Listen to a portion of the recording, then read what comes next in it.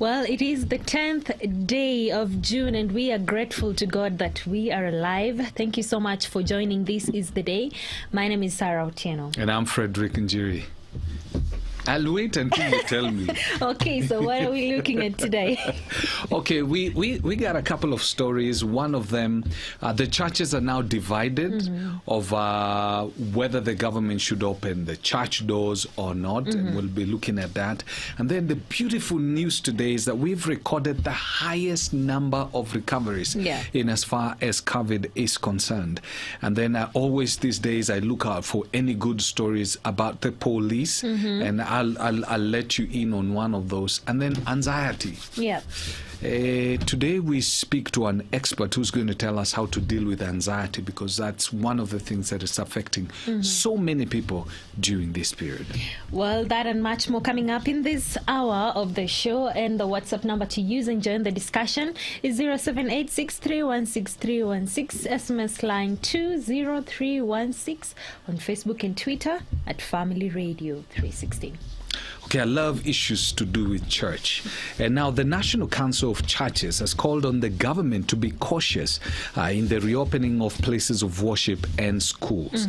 The NCCK says that the government should not be in a hurry to open up both churches and schools, as they could end up becoming death hubs due to the coronavirus. The NCCK is urging the churches not to be locked to the old ways of doing things, but to adopt technology to reach out to their members and offer their services. We want to reopen churches, but we said this is not the time for us to reopen the churches.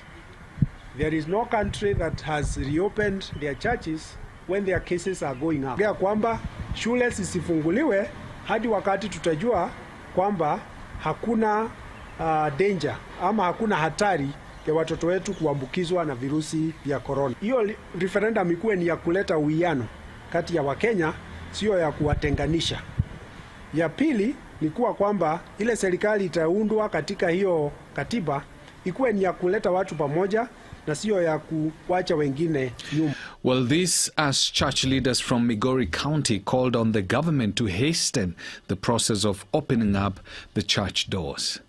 Expectation is that the church get resumption to the services, because it has been very long without the spiritual aspect of mankind. We are, and at times, called for hard decisions. This is not the normal, but this is the new normal. So we are looking forward into favorable response from His Excellency the President, so that we may be able to do resumption of our church services. I don't know where we're going to get money for buying like a sanitizer booth. Well, this was yesterday, you remember, and one of the pastors was saying they don't even know where to get money to buy the sanitizers. And right now I think it's a push and pull thing. Yes. A section of the leaders, the church leaders, want it to open. And the NCCK is actually calling on the government to put a hold on it. Don't be in a hurry. So, well, that brings us to the question of today. Do you think the NCCK is right to tell the government to take its time and not fasten up the process of opening the churches? Because they say it could be a death trap. True. The WhatsApp number to use and join the discussion and send your feedback is 0786316316, SMS line 20316. Now let us look at the situation in our country. And 175 more people have recovered from coronavirus. Now that raises the total number of people discharged from hospitals to 1,048. And according to Health CAS, Dr. Rashid Aman, the high number of recoveries has been attributed to the dedication of health workers who are in the front line of fighting the pandemic. Today, first, we're delighted to inform you that we have discharged the highest number of patients in a single 24-hour period. We have discharged 175 patients from the various facilities who have recovered from the coronavirus disease. This brings the total number of recoveries to 1,048. We shall be failing if we do not recognize the good work of our healthcare workers whose effort and dedication has made it possible to record these many recoveries. I urge you to join me in appreciating our healthcare workers for this wonderful achievement. Now, COVID-19 death toll hit 89 after one more patient succumbed to the virus in Nairobi. The total number of confirmed cases is now at 3,094 after 105 positive cases were reported in the last 24 hours. We have recorded 105 positive cases from a sample of 2,273 tested over the last 24 hours, which brings the total number of confirmed positive cases to 3,094 from 102,956 samples tested so far. Today's cases, 96 are Kenyans and 9 are foreigners. 77 are males and 28 are females. The youngest is 2, the oldest is 77. Now and then are saddened when we lose a patient, and today we have lost another one patient to the disease, bringing the tally of deaths to 89. The patient was in Nairobi in one of the hospitals here. Well, the issue of truck drivers is still something that needs to be looked into, because most of these numbers are from truck drivers. And now the government, through the Ministry of Health, has launched a home-based nursing protocol for the COVID-19 patients. And this is to help with the care and treatment of the growing number of patients in the hospitals countrywide. As you are aware, due to our rising numbers of COVID-19 cases, it is increasingly becoming untenable to isolate all patients in our health facilities for management and care. We are glad to inform you that today we are launching our home-based isolation and care guidelines for patients with COVID-19. This guideline is available on the Ministry of Health website, and I encourage you to look at it, download it, and look at it, so to get a clear understanding of what it entails. Well, I don't know how you take this in, but now home-based care for COVID-19 patients. Would you do it? Yeah, the strangest thing is I was talking to somebody from one of the European countries, and what they were telling me is that right now people are actually treating people at home. As in, you go to the hospital, once you're diagnosed as being COVID-19 positive, depending on how the situation is, if you're just presenting a couple of symptoms, I mean, you're not that badly off. You're taken care of at home by your family members. I don't know how we would do it here, but let's see how this goes. Actually, it may not be a very bad idea. Yeah, considering that 80% of Kenyans, according to reports, are actually asymptomatic. Yes. Well, and talking of that, you know, wearing of masks has actually become a norm these days, and you leave your house without a face mask, you will run back to the house, you know. And but there's one concern, and we raised this earlier in one of the shows a little bit, Kitambo, and today as I was coming to work, I passed through a river. And I saw people washing their face masks, and this person just, and it caught my attention. You know, there has been so many cases of people complaining. Wait, hold on, wait a minute. They're washing the face mask. Yes, in a river. Yes, it's a person in Nairobi. Yes. And the only river that is in Nairobi is Nairobi River? Oh, man. So, well, this person was actually washing the face masks, the blue ones, you know, the ones that we call the 3-ply masks. Yes. And it came to my attention that most of the masks that people are buying from traders could actually be recycled. They're washing and ironing these masks to sell them out. And actually, one time, one of the heads in the office was actually telling us that he's also come across such cases. So it's important that when you're buying your masks, just make sure you get them from the right Trader, because people are reusing used face masks. Oh, that is so nasty. Well, and there is also the issue of tearing up your mask before you dispose it off. Kata too, so that someone else is not exposed to the COVID-19 infection. Well, but you know, Kenyans are very ingenious. Somebody will just take super glue. All right, we have people who are responding to the question, and I'll start by Esi Kimenyi. Thank you so much for tuning in.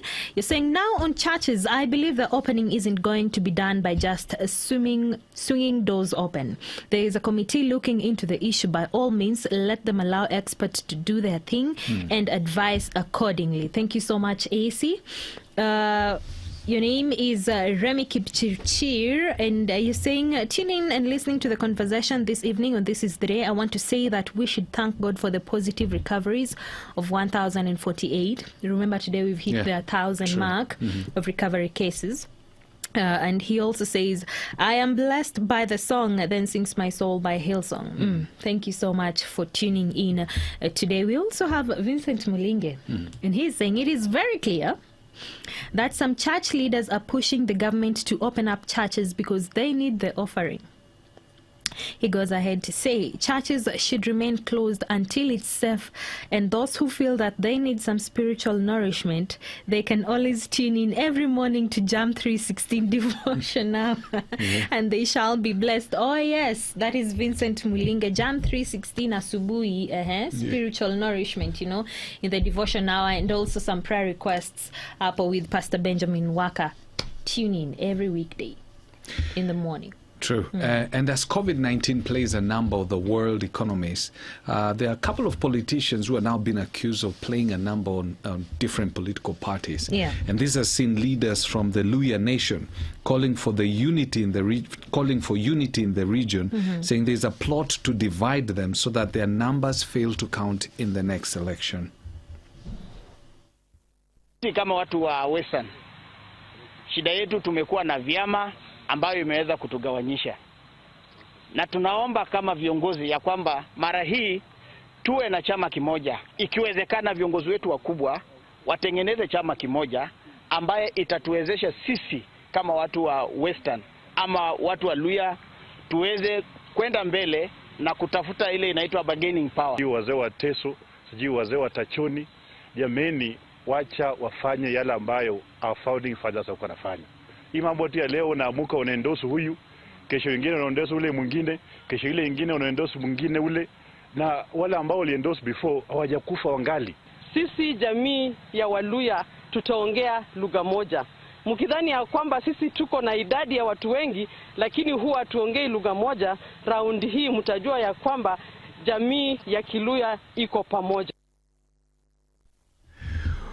Well, in ANC, reports have emerged of a plot to oust Musalia Mudavadi amid claims that an MP who was set to replace him developed cold feet at the 11th hour.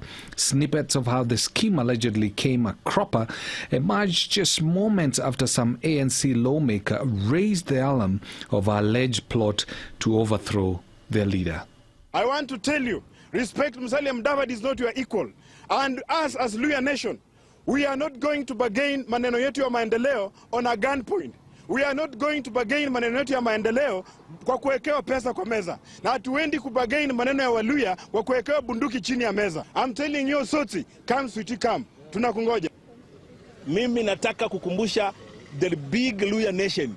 Succession politics zimeanza. Watu wanataka kutuweka mahali walituweka kwa miaka 20. Simameni, fungueni macho, chunganeni na wachurusi. Well, this comes just after Ford Kenya members issued their statement pledging their allegiance to the Bungoma Senator Moses Wetangula.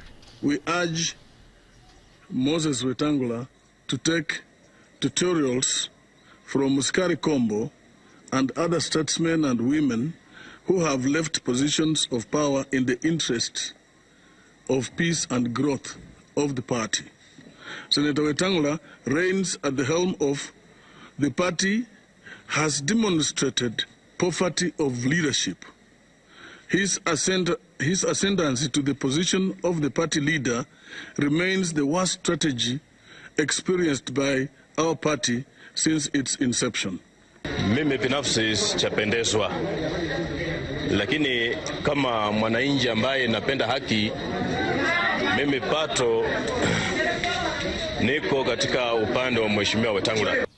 Na tumekubaliana sisi wote ya kwamba ile ambayo ilitokea kwa Fort Kenya ni kinyume na sheria. Sisi tungali tunamtambua mzee Wetangula, Mheshimiwa Wetangula kama mwenyekiti wa Fort Kenya. Na tunamuomba na Mheshimiwa Musalia washikane mkono vile wameshikana, na watuonyeshe njia vile tutanenda. Well, we have Joseph from Kiserian contributing on the discussion today, and he says, praise God, Sarah and Fred, the NCCK is doing a good job. Churches should adopt to the new norm of online services. This pandemic will take time before services can be conducted like before. Hence, the church leaders have an obligation to switch their way of operation. And just in case you're wondering, what are you guys talking about? It's a NCCK, which is a body basically that covers quite a number of churches, that has urged the government not to be in a hurry to open up the churches, saying by doing that, you might turn the churches into death traps, while you have another section of church leaders who are saying, no. We need these churches open. That's what we are looking at. Now, I've always been looking for stories, stories that are going to help us change our perception towards the police. And there are quite a number of stories that are coming up. If you look around, like I think today in must have been is Kegatundo or something. There's a group of police officers who came together. There's a lady who, her family basically, she lives in abject poverty. So a police station close by decided to basically raise funds. They went, paid her rent for 3 months, and then took foods and a lot of food to that family. And I thought that was very commendable. And the police spokesman, Charles Owino, has actually come to the defense of his boss, Inspector General Police Hilary Mutyambai, and other police officers who have been castigated for some time over the alleged extrajudicial killings. Now, Owino says in the last couple of months, there have been cases where police officers have been killed by civilians using machetes for apparently no reason at all. The latest being the killing of a 29-year-old police officer by civilians in Lamu. The officer was attacked without provocation or even attempting to arrest anyone. Such action, Owino says, widen the conflict between police and criminals and promote panic among police officers while using their firearms in the course of duty. He went on to decry the double standards by human rights groups whenever police officers are killed by civilians. Owino says whenever police officers are murdered by civilians, the human rights groups never come up. They never speak out. They never come to their defense. Because remember, these police officers are also our brothers. Yes, you have some bad fruit in there, but they are our brothers, our sisters. And when somebody kills them, basically you're killing our brothers. And even as this was happening, you remember yesterday, there were residents of Mathare and civil groups basically demonstrated over the killing of a number of civilians during this period. They had carried their coffin and they just watched this. Also have the power. We've given this power to Parliament, we've given this power to the executive, and they are not using it. We've given this power to the judiciary is not using it. If at all they don't want to use it, the people can take back their power. We can exercise our power direct. Stop killing us! Stop killing us! And when they breach those freedoms, there is the right to compensation. Kwa hivyo, I hope that the petition will be able to be dealt with in no less than 60 days, because that's what the law says. The issues they have raised, when they have given us reports, we have agreed that we investigate the reports and go the direction facts will take us, so that we ensure that we are all responsible. And we will take your criticisms and your questions in our stride, and we will candidly and courageously answer where we can, and where we have made mistakes, we will honestly and sincerely say we are sorry. So the police spokesman, Charles Owino, says that police are now panicky because, and that's the reason why they've become trigger happy. They've been attacked by civilians. I don't know how true that is, but anyway, Owino is I think he's a gentleman. There must have been. There was a case yesterday, actually, where a police officer was attacked for no apparent reason and killed. And so, whether that is the reason or not, I think any life lost is too much. Whether it's a police officer or a civilian. Yeah. That's very unfortunate there. Well, and remember the story you talked about earlier about the police officers who actually raised money for that lady. Yeah. Well, this is Pauline from Kajiado, and she's saying, Hongera to those police officers. God bless and protect them. That's really some good news there. Well, Essie also talked about the issue of the Luhya community and the division, and she says it's sad. This is sad Kenyan tribal politics will simply leave Kenya on its knees. Tyranny of numbers against tyranny of ideas. You know, I look for the day. I look forward to the day when we shall. Kenyan politics will come to a point whereby Fred Njiri is not voting for Uhuru Kenyatta because Uhuru Kenyatta is Kikuyu. Yeah. When Sarah Otieno is not voting for Raila because he's from her tribe, while Kipngetich is not voting for Ruto because Ruto comes from the Kalenjin nation. The day when that will happen in this country, where we come to a point where we are voting for ideas for the good of this country, whereby we know we voted for this person, not because I'm related to him or we speak the same language, but because I'm Kenyan and I care about this country. I think when that happens, now we'll be heading somewhere politically. And I think that's one of the things we look forward to seeing in this country. Well, that is right there. And, you know, this story and so much anxiety is coming through.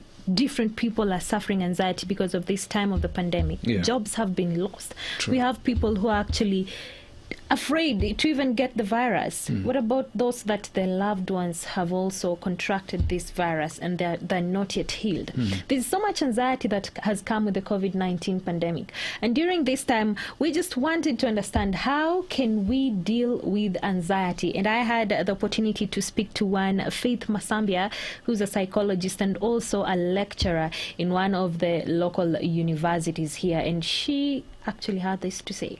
Hey, thank you so much for joining us today, and I'll start off by asking you, what really is anxiety and what are some of the signs and symptoms, especially during this time of the pandemic? Okay. Thank you, Sarah, for having me. The short version is anxiety is fear, overwhelming fear. Fear that something might go wrong, or just being nervous that something might go wrong.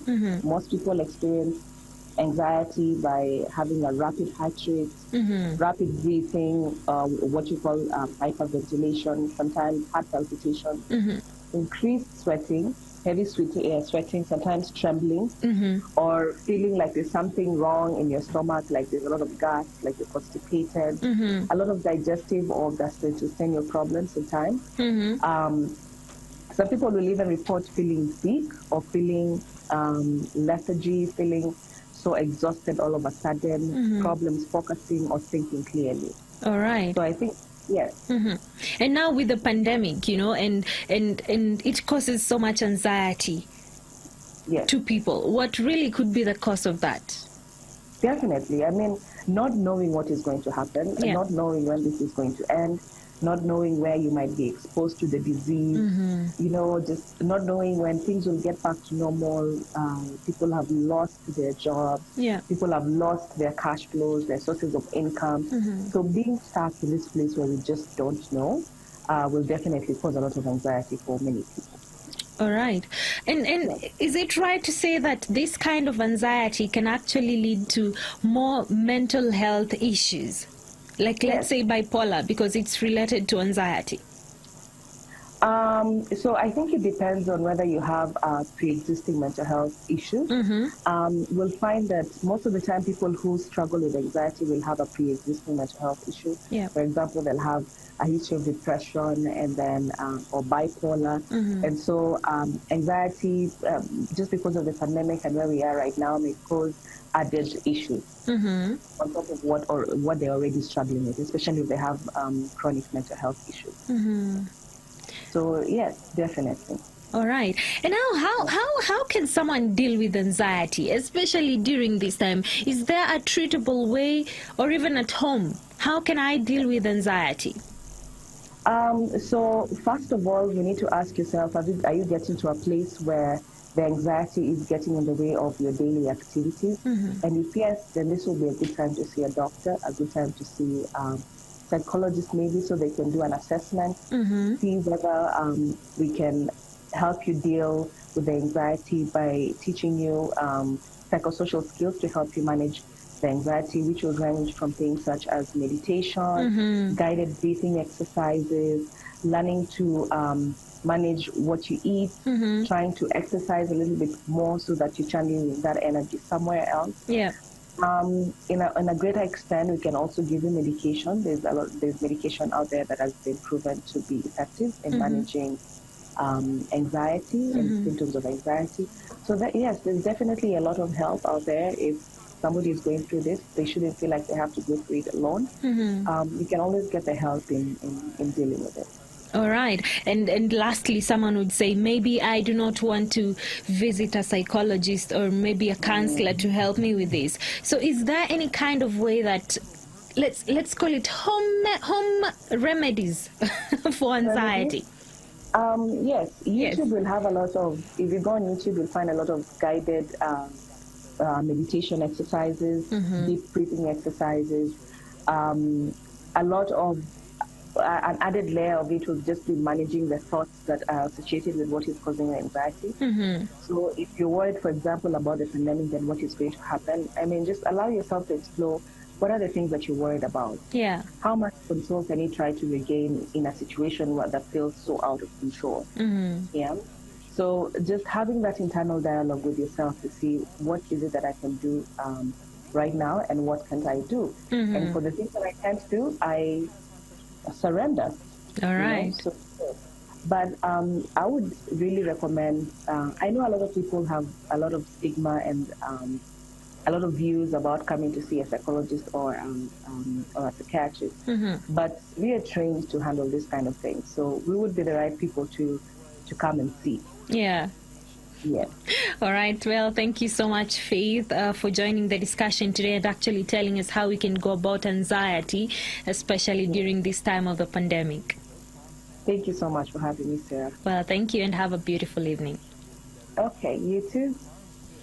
Well, that is Faith Masambia. They are telling us on how to deal with anxiety. And Fred, I don't know whether you've come across people who are actually experiencing anxiety, and she said it comes in so many forms, just sweaty hands, not even being sure what you will eat in the next meal. Yeah, I remember there was a time, not even coming across people, I went through the same thing. There was a period I was going through something in my life, and I remember waking up at night, and I wake up and I'm sweating, my face is all wet, my body, I've been sweating, it's like I've been having a nightmare, and after that I can't sleep, and I go to the sitting room, try and do something that I can calm my nerves, and I actually managed to calm my nerves, but I know of quite a number of people who are having those episodes. Some of them don't know what it's all about, but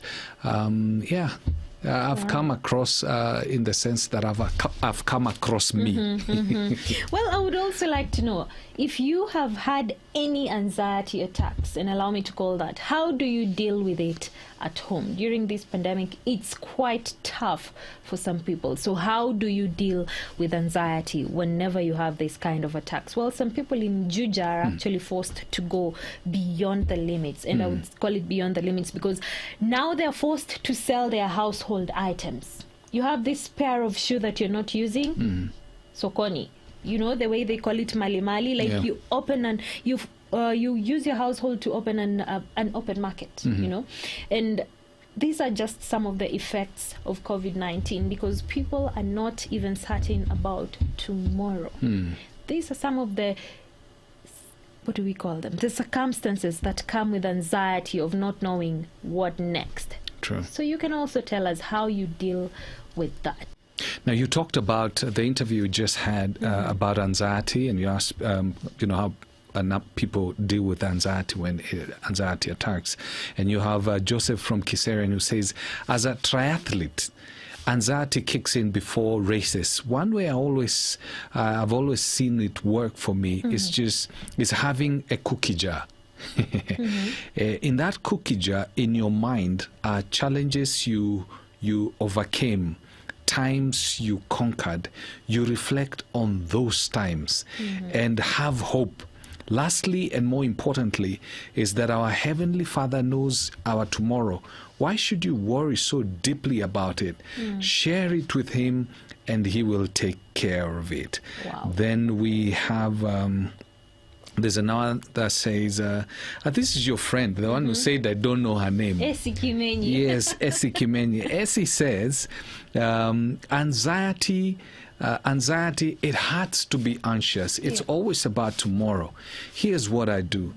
I wired my mind to know that Jesus is coming. He could actually come before the tomorrow I'm worried about comes. Wow, So I rest each day and expect Him to carry me through the next day. Can I tell you, I am on unpaid leave and I'm not worried. Wow. Even my family does not know that. Wow. Oh, Essie. That's us. Now, there's one that says, which contact should we send our SMS? Oh, that is 20316.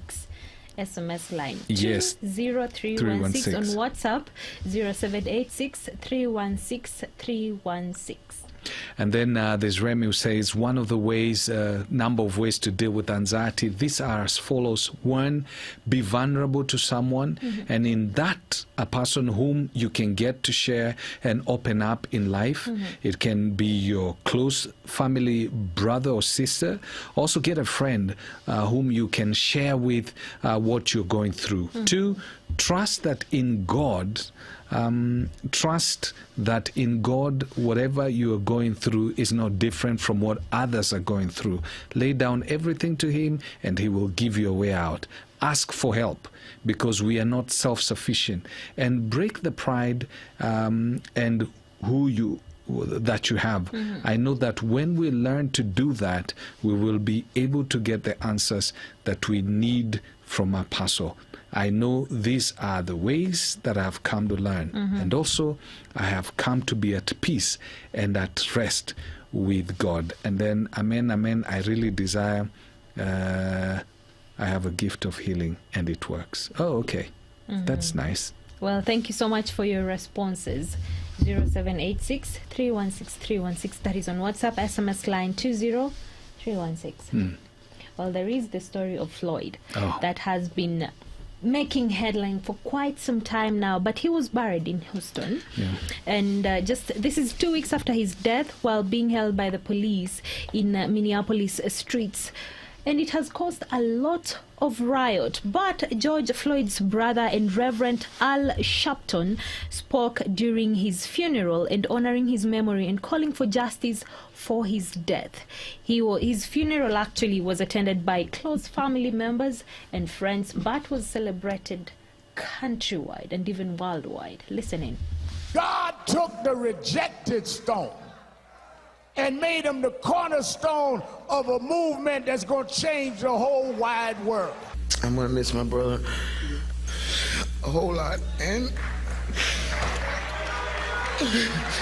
I just want to say to him, I love you, and I thank God for giving me my own personal Superman. This is not just murder, but a hate crime. I share happy memories with my uncle. Now that's all I have, are memories. I still can't put myself together to how he is calling my grandma a name. I believe my grandmother was right there with open arms saying, come home, baby. You shouldn't feel this pain. No one should feel this pain. Now is the time for racial justice. That's the answer we must give to our children when they ask why.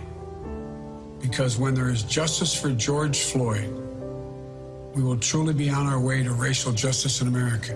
And then, as you said, Gianna, your daddy will have changed the world.